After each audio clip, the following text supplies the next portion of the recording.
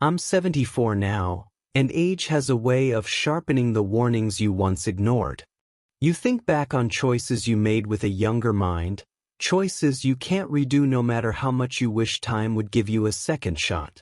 I've lived long enough to know that your instincts whisper long before danger shouts. The hard part is admitting you didn't listen. I remember sitting on the edge of my old recliner that morning, tying the same pair of walking shoes I'd worn for years.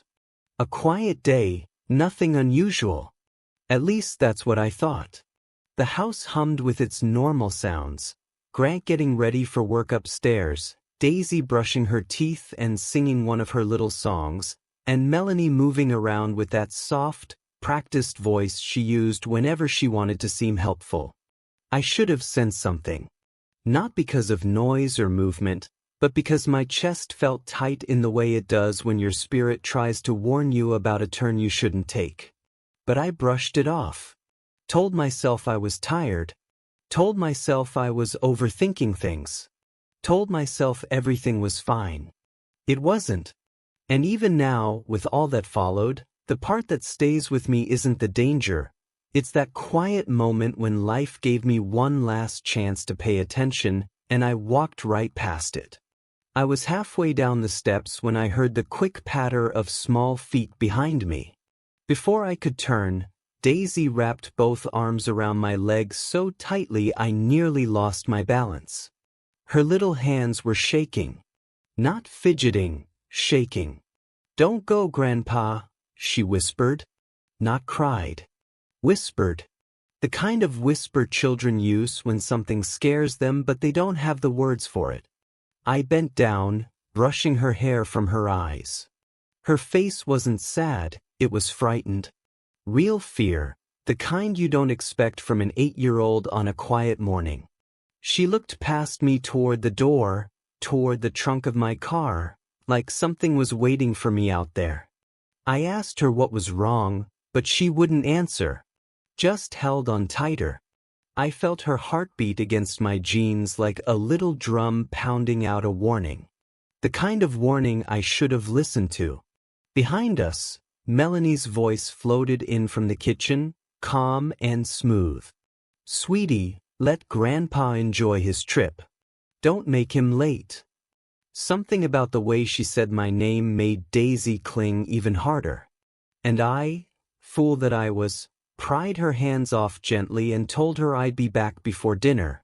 She didn't let go until the last second, and even then her eyes followed me all the way to the door. That moment should have stopped me cold. It didn't. When I stepped outside, the morning air felt heavier than usual. Not stormy, not cold, just heavy in a way I couldn't quite name.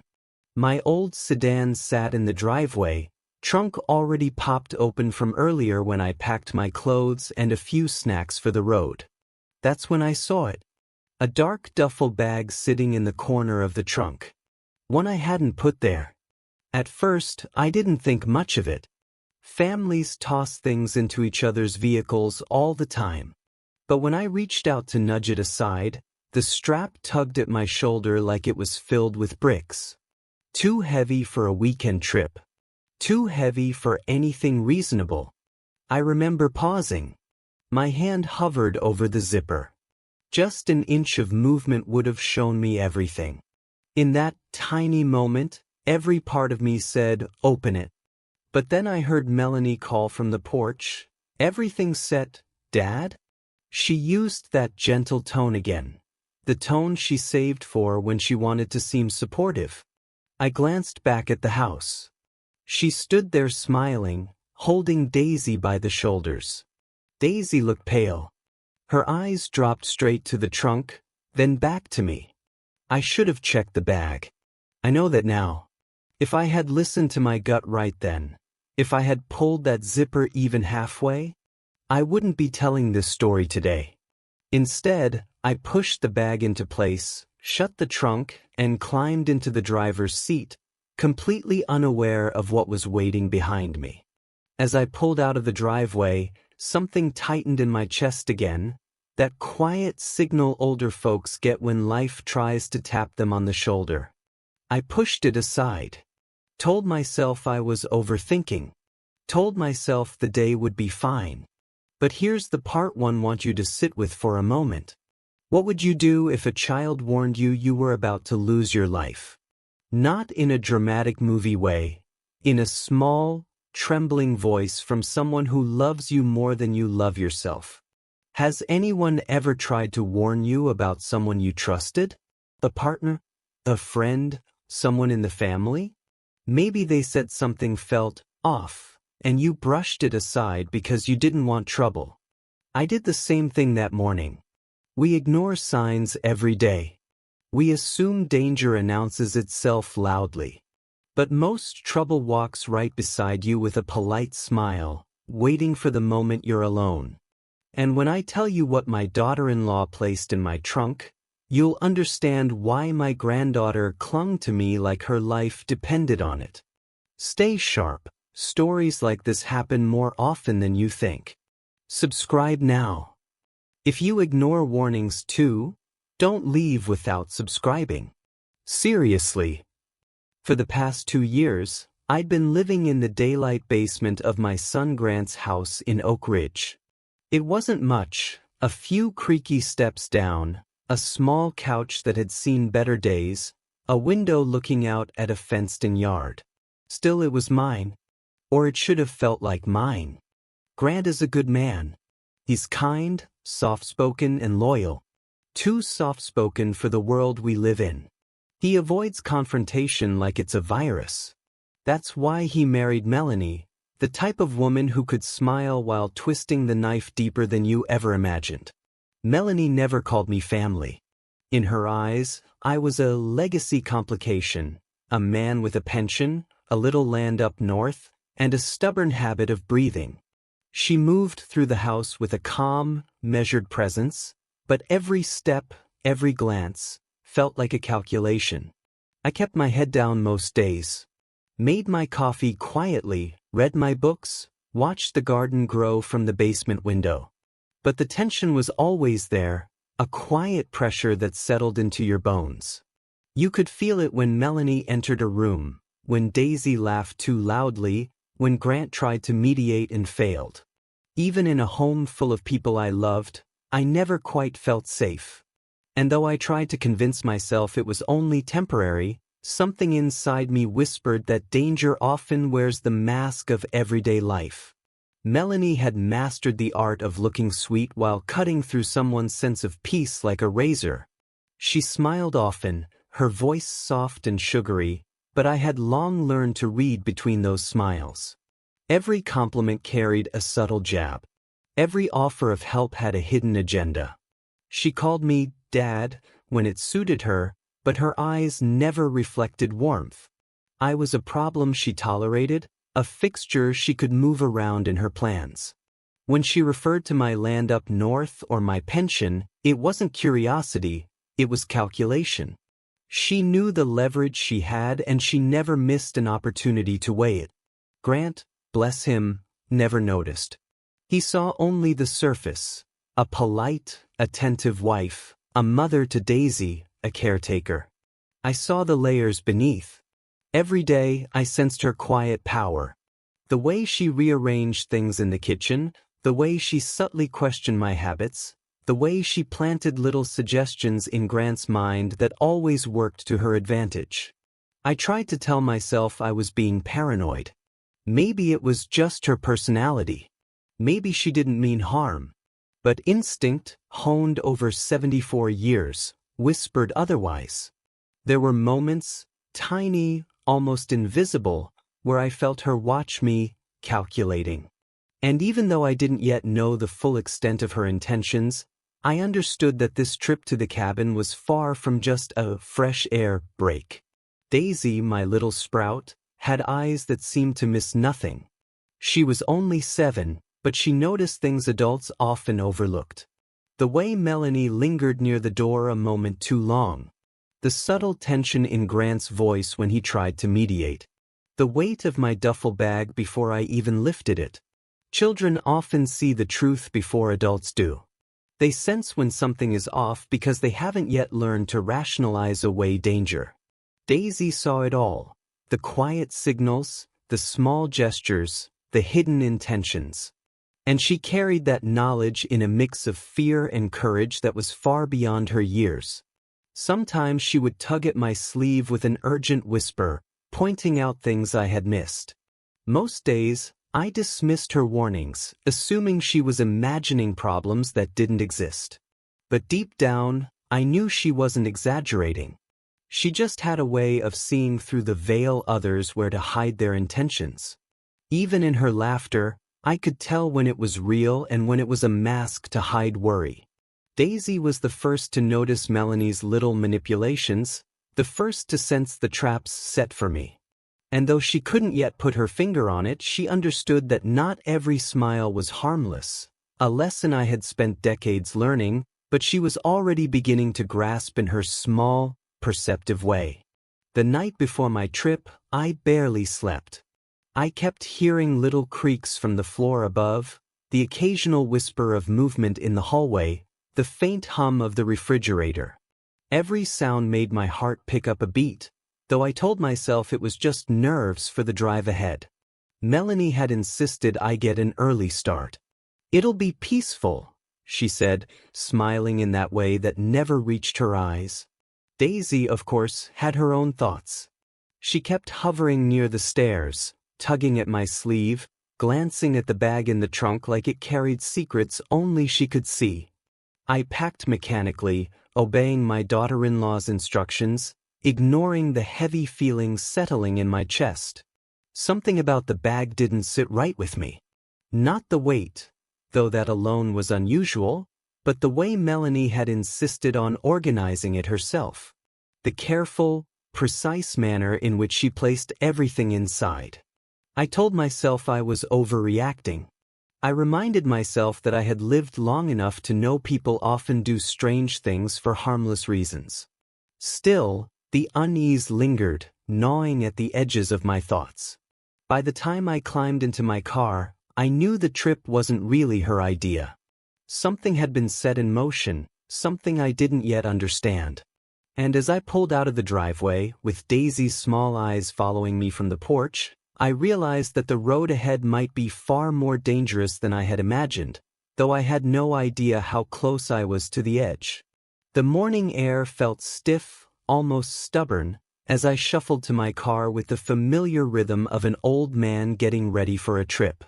My hands moved automatically, lifting the tackle box, tucking in a cooler of snacks, and stacking the flannel shirts I'd be taking to the cabin. Every movement was precise, practiced, yet my chest carried an unusual tightness I couldn't shake. Melanie appeared on the porch holding a large, black duffel bag. "I packed everything for you," she said, voice smooth, polished. "Clothes, snacks, even your favorite thermos. You won't need a thing." She handed me the bag, and I immediately noticed its weight. Too heavy. I lifted it, arms straining slightly, and glanced at her. Her hand trembled just a touch. I didn't want to see it, didn't want to let suspicion creep in so early in the morning. I told myself it was the weight of the clothes, the thermos, the canned peaches she'd stuffed inside. Then Daisy bolted down the steps. Her little hands gripped my jeans with surprising strength for her size. "Don't go, Grandpa. Please, don't go." Her voice was raw, urgent, filled with a fear that froze me in place. I bent down, brushing her hair from her eyes. "Little Sprout, it'll only be a week. I'll bring back stones from the lake, just like always." She shook her head violently. "Mommy did something bad. I saw her in the garage. The silver box. Don't take it." Her words cut through the morning calm. I froze, staring at the bag. My instincts screamed at me, yet I found myself denying the truth, brushing away the unease because admitting it would mean facing what I had suspected for weeks. With a deep, shaky breath, I gently pried her hands off and climbed into the car. I didn't check the bag. I drove away. If you ignore warnings too, don't leave without subscribing. Seriously. The road stretched ahead, damp from a light morning rain that blurred the edges of the fields. Tires hummed against the asphalt, steady, yet somehow threatening. Each bump and dip made the duffel bag in the trunk thud with a metallic dullness that set my nerves on edge. I told myself it was nothing, just the way the trunk shifted under the weight. But the sound didn't match the soft contents Melanie had promised. Something inside was dense, heavy, deliberate. My heartbeat quickened, and for a brief second, I caught myself imagining what could happen if she was hiding something. My rational mind pushed the thought aside. I didn't want to believe. Every mile brought Daisy's small, fearful face back to me. Her tiny voice echoing, "Mommy did something bad." I felt a pang of guilt sharper than any pain I'd felt in years. She had tried to warn me, to protect me, and I had brushed her aside. The realization gnawed at me with a bitter edge. I kept checking the rearview mirror, though there was no one following. My thoughts raced. What if she had planned something terrible? What if the weight of that bag wasn't just heavy? The questions piled up, suffocating. By the time I reached the county line, the unease had settled into a hard knot in my stomach. My hands gripped the wheel tighter. I felt exposed, vulnerable, and alone on that wet highway. Every minor sound, a splatter of rain, a passing truck, made me flinch. Still I drove on. I couldn't turn back without admitting failure, without acknowledging that I had ignored the warnings. My mind kept circling, imagining all the scenarios I had ignored for weeks. And yet I told myself one last lie. It's probably nothing. Just nerves. Just a child overreacting. By the time the sun tried to peek through the clouds, I had reached the small Sunoco station at the edge of town. I parked, my hands trembling slightly as I prepared to step out. The duffel bag in the trunk was no longer just a bag. It was a question, a threat, a secret waiting to be uncovered. Rain drizzled steadily, streaking the windshield in long, uneven lines. The tires hummed against the wet asphalt, each bump and pothole echoing a thud from the trunk. I kept telling myself it was just the weight of the duffel bag, yet the sound had a rhythm that didn't match clothes and snacks. Every mile, Daisy's small voice haunted me. "Mommy did something bad." I gripped the wheel tighter, imagining the fear in her eyes. She had been trying to protect me, and I had ignored her. The guilt pressed down heavier than the bag itself. My mind wandered to every odd behavior I'd noticed from Melanie. The insistence on packing, the strange tremor in her hand when handing me the bag, the careful way she smiled whenever I questioned anything. None of it made sense, or so I had convinced myself, until now.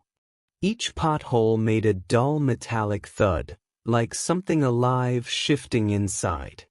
I tried to rationalize it. Maybe a rock had rolled into the trunk. Maybe it was nothing. But instinct told me otherwise. My chest tightened, my knuckles whitened on the wheel, and a cold knot settled deep in my stomach. For the first time, I considered stopping, checking the bag, facing whatever was inside. But pride, stubbornness, and disbelief held me back. I kept driving, each second a gamble. Each mile, the thought that I might be ignoring a warning that could save my life made my heart pound faster. By the time the interstate appeared on the horizon, I realized that the road was no longer just a route to my cabin. It had become a path into uncertainty, into danger I couldn't yet see but could feel in every nerve.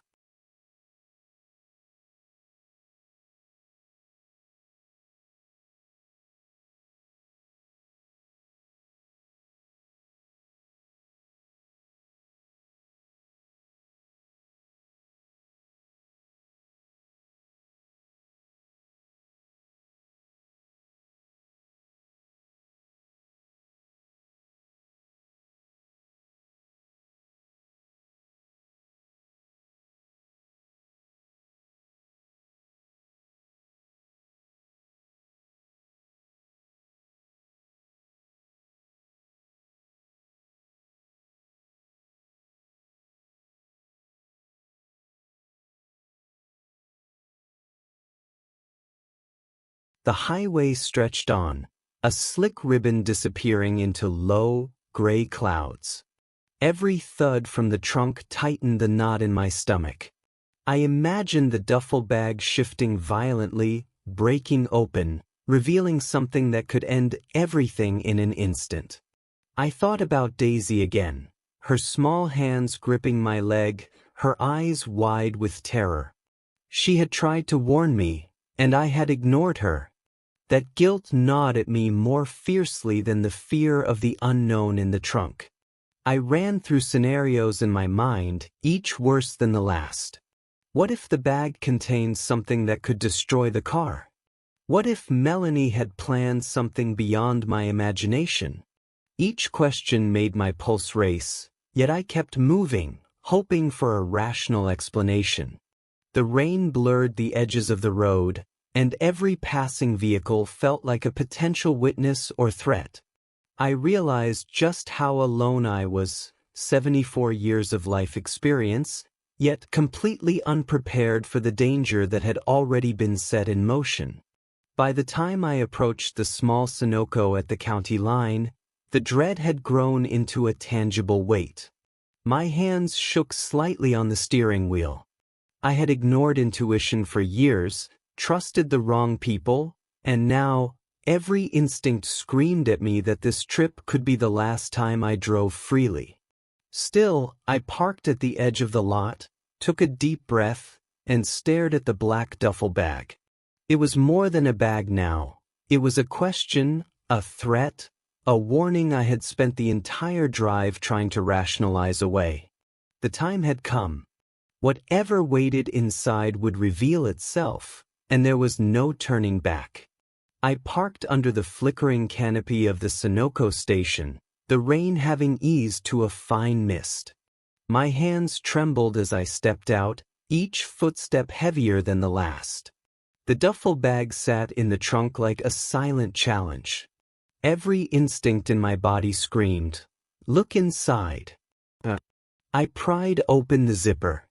At first glance, it looked like what Melanie had promised: flannel shirts, wool socks, and my tackle vest. But then my fingers brushed against something cold, unnatural. I froze. Pulling aside the clothes, I revealed a heavy metal box, the size of a loaf of bread, with wires snaking into a seam and a digital timer blinking relentlessly. My heart skipped a beat. I'm a retired structural engineer. I've seen machines and tools enough to know this wasn't ordinary.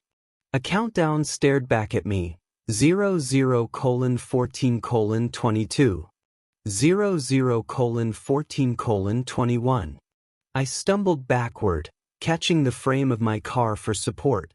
My mind raced, the garage, Daisy's warning, Melanie's trembling hand. She hadn't packed a snack. She had packed a threat. The bell above the convenience store door chimed. Deputy Miller, leaning against the counter, looked up, casual at first. Then he saw the box. His skin went pale, eyes wide. "You dropped the bag." "Now," he shouted, voice breaking with urgency. I froze, staring at him, then at the timer. Every second that ticked away felt like a hammer to my chest. The world narrowed. My mind went back to Daisy's small hands, gripping my jeans in desperation. I should have listened. With shaking hands, I lifted the duffel bag, feeling the weight of what could have been my end.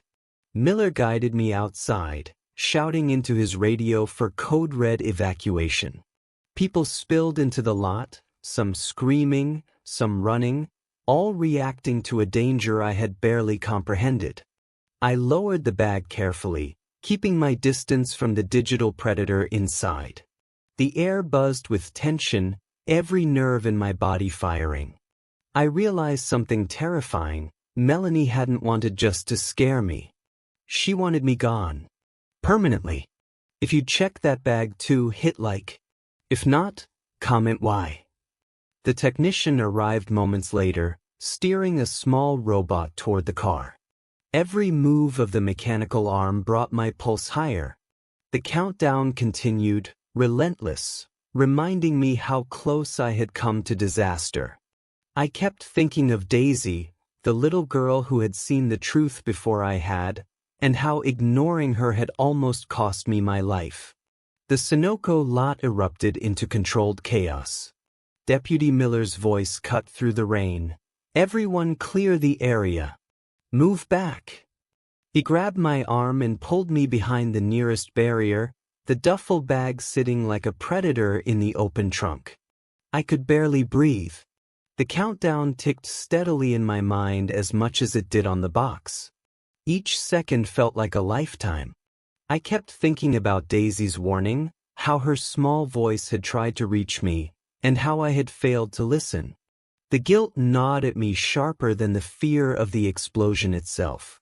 Within minutes, the regional bomb squad arrived, dressed in cumbersome, padded suits that made them look like armored giants. 2 men began unloading equipment, speaking in clipped, professional tones. One of them steered a small, treaded robot toward my car, its mechanical arm reaching for the duffel bag with calculated precision. The robot paused above the box. A technician murmured into a headset, "Timers live. Secondary triggers detected." My stomach dropped. It wasn't just a countdown anymore, it was a fully armed threat. Miller leaned close, his voice a mix of disbelief and resolve. "Mr. Vance, does anyone in your family have access to industrial explosives?"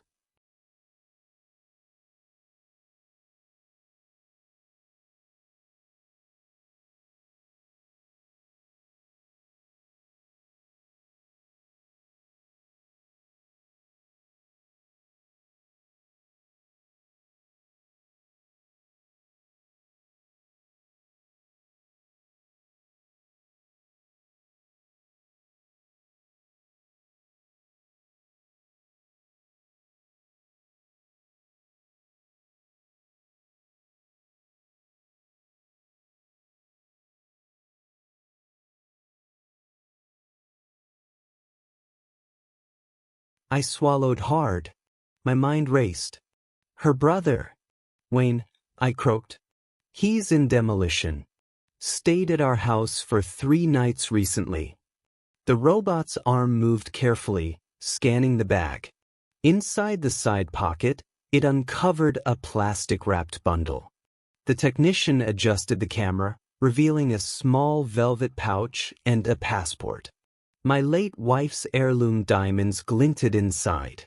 My own passport lay beside them. "She wasn't just trying to kill you," I muttered, voice tight. "She was framing me." Miller's face turned hard. "We've got a vehicle circling the perimeter. Silver SUV. Registered to Melanie Vance." A chill ran down my spine. She was waiting, watching. She thought I would be gone. And if the bag had detonated just a few miles back, she might have succeeded. Through the headset, I stayed in the shadows, watching as the team worked. The duffel bag, now under robotic scrutiny, felt like a tombstone in my mind, a reminder of how close I had come to losing everything.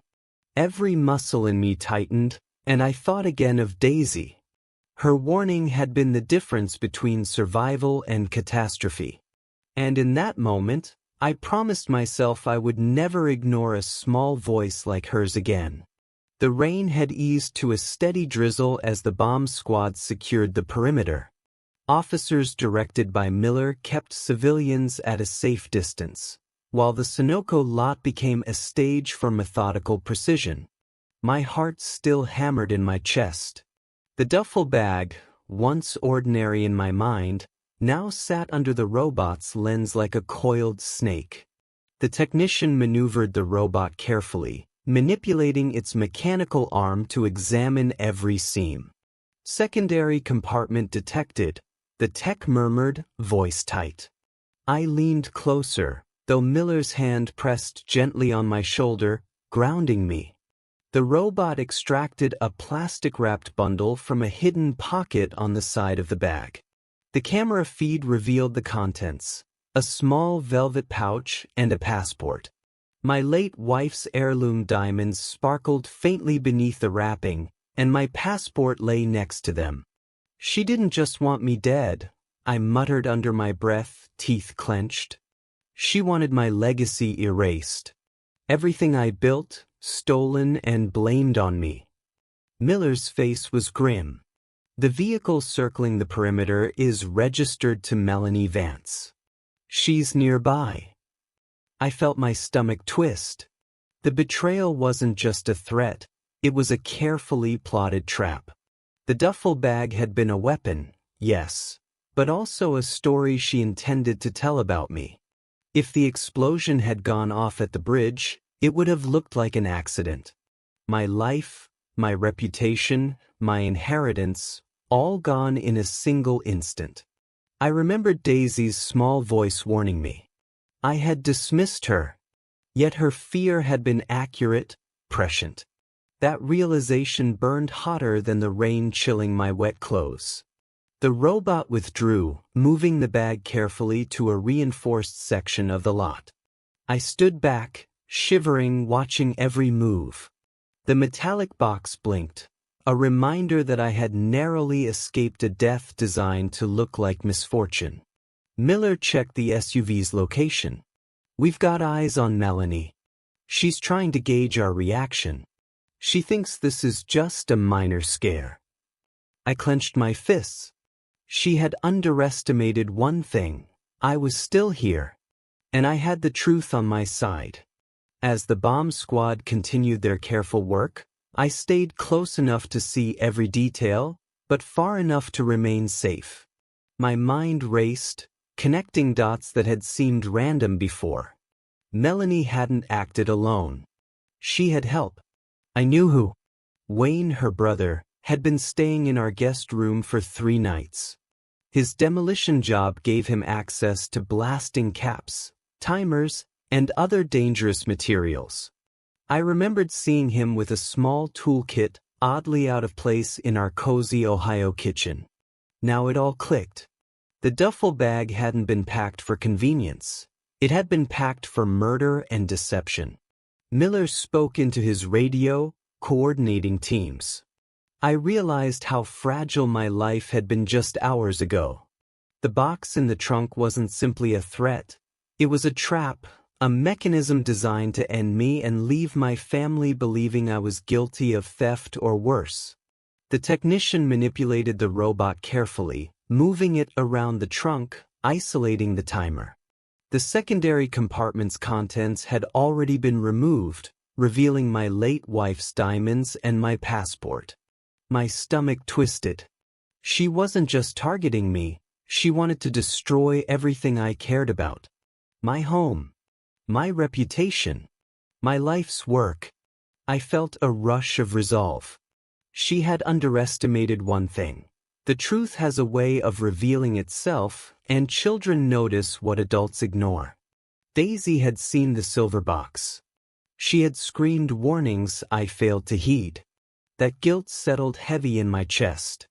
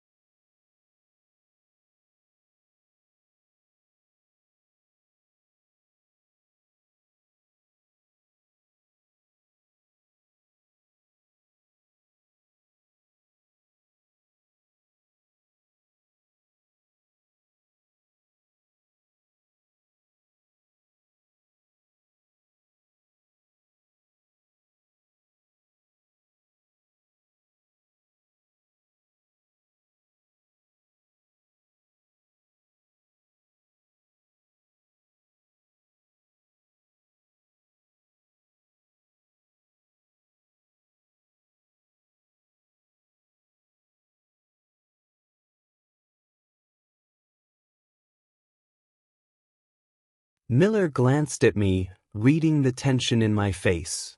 We need to keep Melanie occupied. She's watching, waiting for a reaction. I nodded, my thoughts already forming a plan. The duffel bag was neutralized, the immediate danger contained, but the larger battle, exposing her intent and protecting my family, was only beginning. I looked at the vehicle circling the perimeter again. She was close, observing every move, thinking her plan was flawless. But she hadn't counted on Daisy's vigilance, my instincts, or the law stepping in at exactly the right moment. I realized, with a mixture of relief and anger, that surviving the bag was only the beginning. Now, I needed to ensure she faced justice. Every second that ticked past brought me closer to confronting the truth, and to seeing the mask fall from a person I had once trusted. I leaned against the damp guardrail, trying to steady my breathing as I pieced it all together. Wayne, Melanie's brother, had been staying in our guest room under the guise of visiting family. In reality, he was scouting, prepping, and supplying the tools for a plot that could have ended my life in minutes. Industrial-grade blasting caps aren't something you pick up at a corner hardware store. You need connections, knowledge, and access. And Wayne had all three. I remembered the subtle things I had noticed, the small boxes in his duffel bag, the way he avoided eye contact when I asked about his tools, the late-night phone calls that stopped the moment I entered the room. None of it had clicked until now. Daisy had sensed it. Children often do. Her warning had been dismissed as imagination, as drama. But she had seen the truth, the silver box in the garage, the careful hands, the whispered conversations. She had been right and I had been blind. Miller and the bomb squad worked in tandem, but I couldn't stop thinking, how easily this could have gone wrong. The secondary trigger, the timer, the duffel bag filled with death. It was all precise, calculated. If I had ignored Daisy's warning just a minute longer, I might not be here. The adrenaline was still coursing through me, but clarity settled in. This wasn't just a family feud or greed. This was premeditation, and Wayne had supplied the means. My blood boiled at the thought that a trusted family member could orchestrate such evil under the roof of my own home. Yet there was one more piece. I kept thinking, but that wasn't the darkest part. Melanie had a plan beyond just the bag, beyond just me. She had designed the scene, the bridge over the gorge, the accident that would erase me and frame me at the same time. Wayne's blasting knowledge was only a part of her scheme. Miller looked at me from across the lot. Mr. Vance, most folks don't realize how easy it is to get explosives if you know the right people. His voice was quiet, but it hit me like a hammer. This wasn't random. This was deliberate. And they had underestimated the one thing they couldn't control, my presence and my granddaughter's awareness. I swallowed hard. The story wasn't over. Not yet. Wayne's involvement exposed the deeper conspiracy, and it meant we had to act carefully. One wrong move, one slip in judgment, and everything, my life, my family, Daisy's safety, could have been gone. I glanced at Daisy, safely inside Miller's protective perimeter, and felt a surge of gratitude. She had seen what I couldn't, and because of her, I had the chance to see the truth fully before it was too late. Standing under the misting rain, watching the bomb squad work, the pieces finally fell together. Melanie's plan wasn't limited to the duffel bag in the trunk. No, she had orchestrated the entire trip to the cabin as part of a perfect accident scenario. The countdown on the metal box was only part of it. The device had a cellular trigger. I had to call her, she said, the bridge over the gorge, precisely where she expected me to be. One wrong step, one call, and my car would have gone over the edge. Death, perfectly disguised as misfortune. I pictured the gorge, the rushing water below, the rocks jagged and unforgiving. If the car had gone over, no one would have questioned it. An elderly man, a rainy day, a slippery road. But the truth was far worse. A carefully timed attempt to end a life, steal heirlooms, and frame the victim simultaneously. The realization hit me like ice water. Melanie had counted on my trust, on my desire not to confront her, on my respect for her brother's presence in the home. She had assumed I would never question her false sweetness, her helpful packing, or her insistence that I leave. Daisy's small voice rang in my memory again. Mom did something bad. She had seen the wires, the silver box, the timer. She had known the danger. And I had ignored her. Miller's voice pulled me back to the present. Mr. Vance, she set this up to be undetectable. The cellular trigger is linked to her phone. She intended to call once you reach the bridge. I clenched my fists, teeth grinding. The cruelty of it, the cold calculation, left me both furious and grateful. Furious at her intentions, grateful I had survived. It was a narrow escape, a chance that could never be taken for granted. Every detail of the plan underscored one fact. She had planned meticulously to remove me without leaving a trace, making it appear accidental. The bridge, the call, the metal box. Each part was synchronized to deliver death with precision. I exhaled, the tension still tight in my chest. The duffel bag was neutralized, but the psychological weight remained.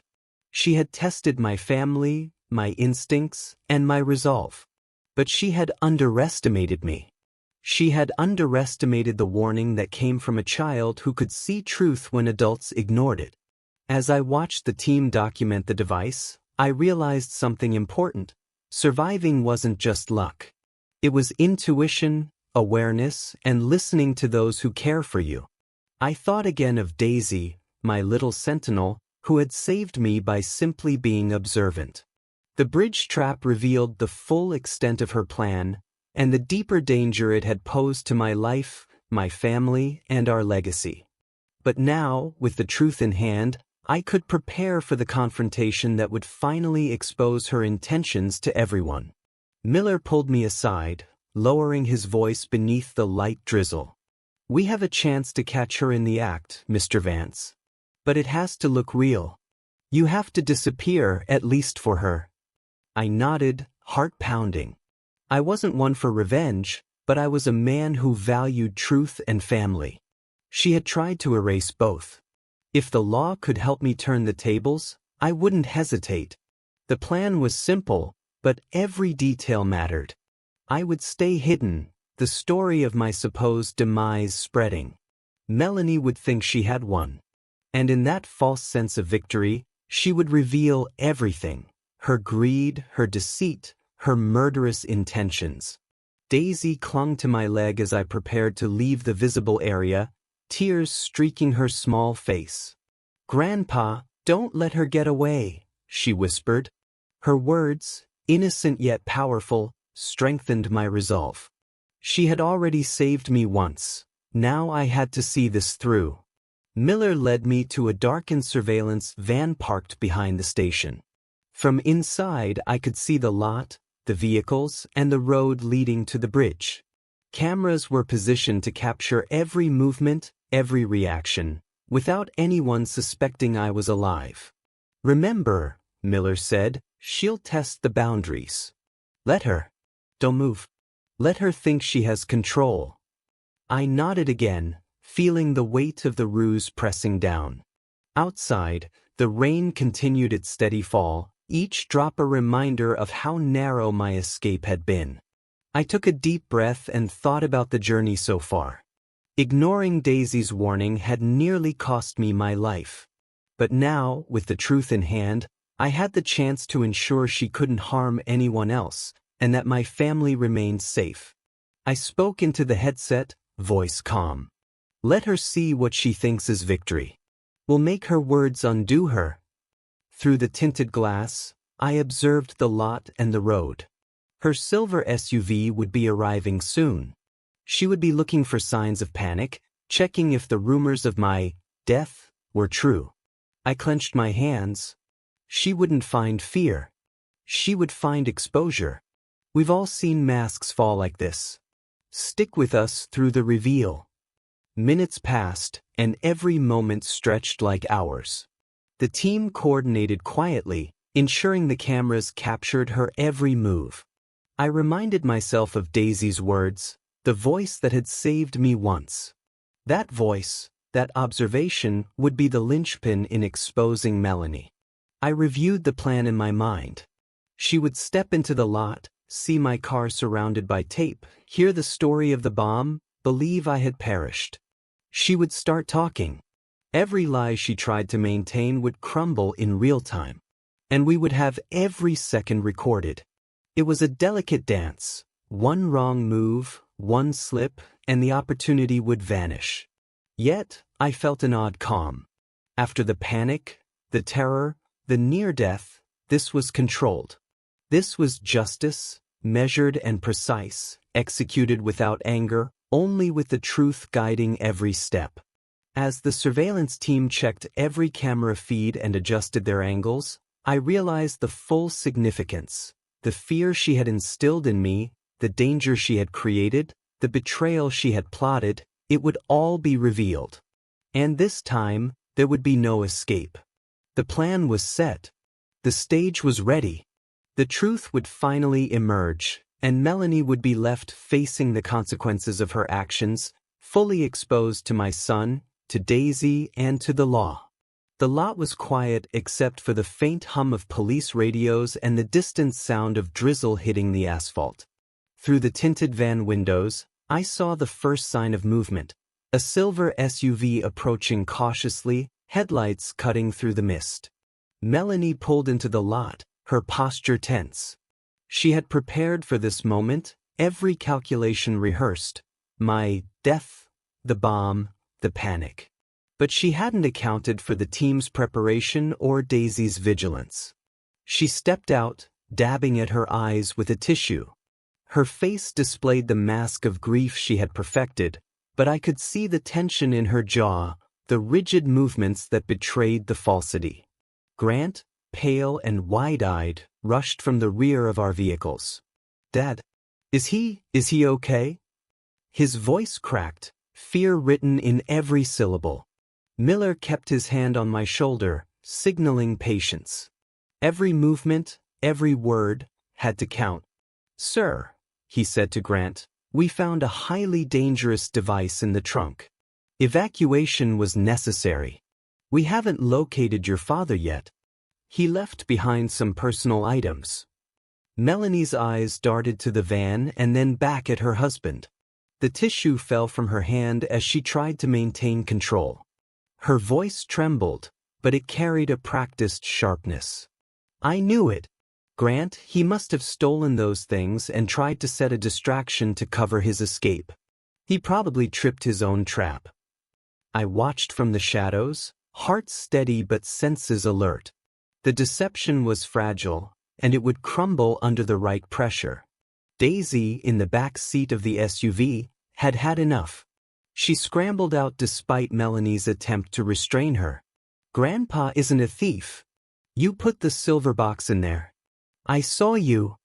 The scream cut through the false calm, slicing the facade Melanie had carefully constructed.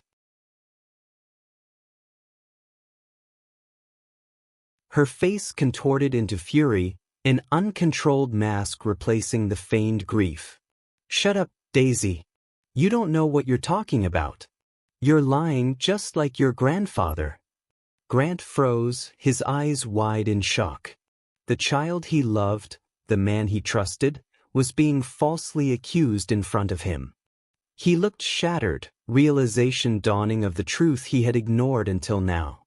I stepped from the van slowly, deliberately, the reins sliding off my coat. Melanie turned, and for the first time, she saw me fully, alive, alert, and unwavering. Her face went from controlled to ghostly, her voice faltering. "Dad." Grant's whisper trembled in the air, his body still reeling from the betrayal. "I'm here, son," I said calmly, eyes locked on Melanie. "I'm not dead. I'm not a thief. And I will not let you destroy this family." Miller moved forward, his hand on his radio, ready to enforce justice.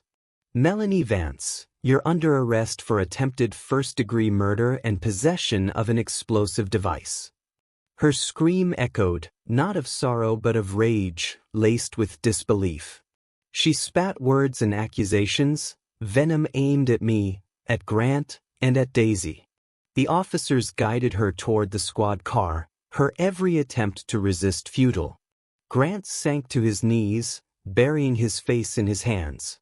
Daisy ran to me, hugging tightly, her small arms around my neck. "I told you, Grandpa," she sobbed. "You did, little sprout," I whispered, holding her close. The storm of tension was finally breaking, and justice had found its place. Wayne's involvement would be revealed later, but in this moment, the truth was complete. The deception had crumbled. The mask had fallen. And my family, shaken but intact, could finally breathe. I stepped fully into the open, letting the rain slide off my coat. The world seemed to pause for a heartbeat. Melanie froze, her eyes wide, the mask of grief shattered entirely.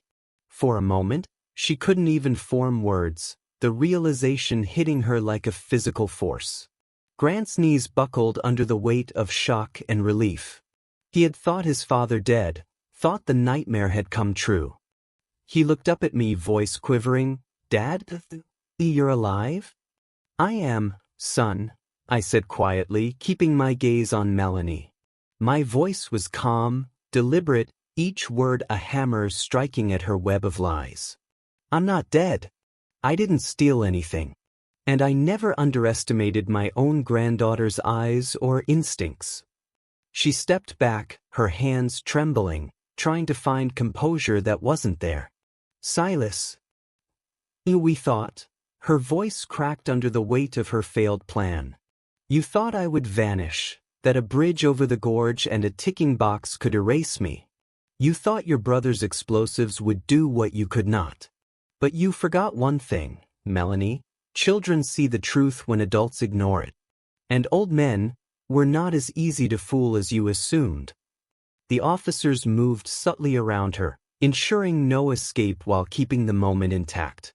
Her eyes darted between me and Grant, trying to find an angle, a defense, any way to regain control. But there was none. "You told me to call you," I continued, my tone low and steady, almost a whisper yet sharp enough to cut through her panic. "You expected the car to go over the edge. You wanted it to look like an accident. But your plan, your cruelty, your deception, it's all exposed." Grant sank further to his knees, hands on his face, as the truth settled around him. Daisy clung to me, and I held her tight, feeling the warmth of life she had preserved, the vigilance that had saved me. Miller stepped forward, reading the fear on Melanie's face. "Melanie Vance, you're under arrest for attempted first-degree murder and possession of an explosive device." Her scream tore across the lot, not of grief but of pure rage, directed at everyone she had tried to manipulate. She spat venom at me, at Grant, even at Daisy, until the officers guided her firmly into the squad car. I finally turned to Grant and Daisy. My son, still trembling, met my eyes. "We were so blind."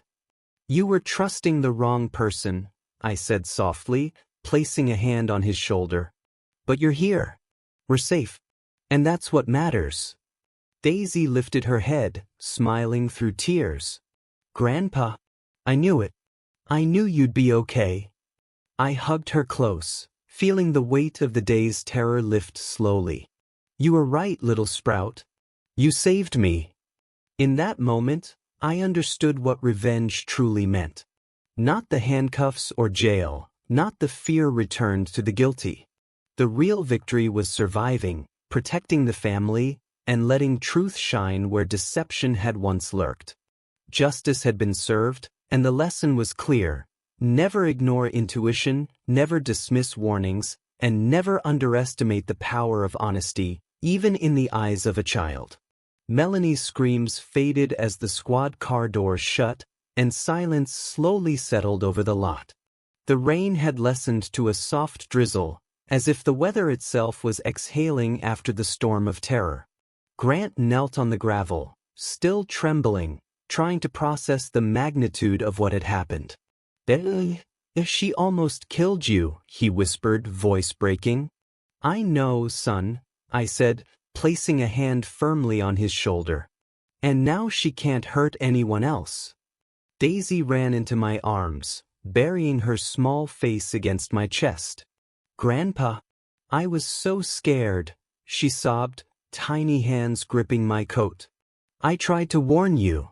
"You did, little sprout," I murmured, hugging her tightly. "And because of you I'm here. You saved me. Always remember, paying attention, trusting your instincts, it can save lives." The officers were already coordinating with state authorities. Miller confirmed Melanie's brother, Wayne, had been apprehended later at his demolition site, found with unauthorized explosives. The conspiracy had been dismantled entirely. Grant finally looked up, eyes red but clearer, the storm of emotions giving way to relief. "I can't believe we almost lost you." "Then don't let it happen again," I said gently. "Trust the people who care, and never ignore warning signs. That includes children who see more than we think." As the squad cars drove away with Melanie and her accomplice, I stayed in the lot a moment longer, looking at Daisy. "You're safe now," I said. "And I'll do everything to keep it that way." We survived because we listened and because we acted wisely. She smiled through her tears, gripping my hand.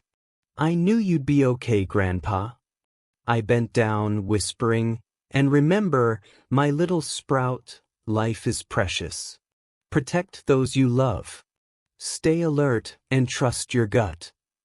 The adrenaline of the day ebbed, replaced by a quiet sense of victory.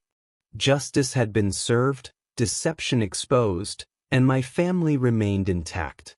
No jail sentence, no explosive device, no lies could erase the truth that children notice, intuition matters, and the old can outlast those who underestimate them.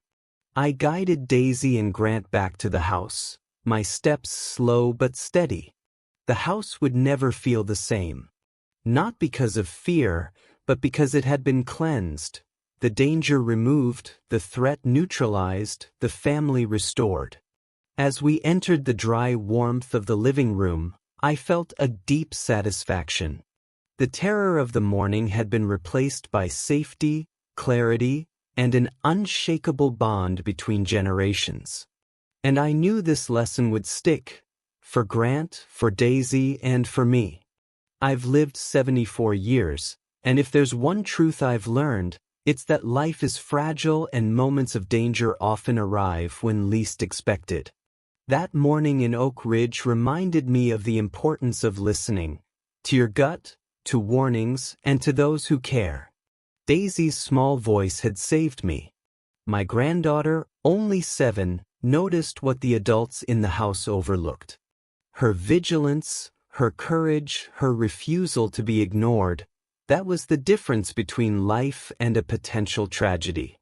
Grant looked at me, exhausted but relieved, and I saw the weight of the day in his eyes. "I'll never forget this," he said. "You don't have to forget, son," I replied. "Learn from it. Trust instincts, protect family, and never dismiss those who see the truth when adults refuse to look. Life doesn't always give second chances." And yet, here I was standing, holding my granddaughter, watching my son absorb the lesson I've carried for decades. Safety, awareness, and intuition, these are not mere words.